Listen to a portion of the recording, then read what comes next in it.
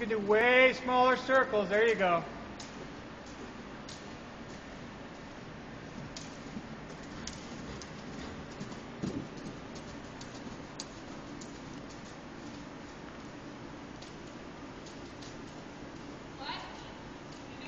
Go back over it. Go the other way. Right from there, just shorten up and go right at it. Really? Right from there, right from there. Look at it and just go. Pick it up and just go.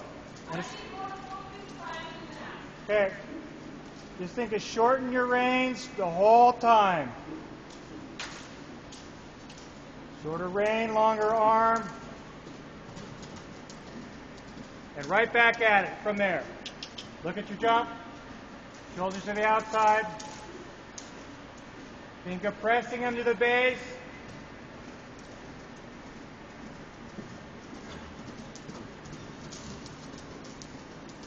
Does that feel too small yet? You want to go up a couple?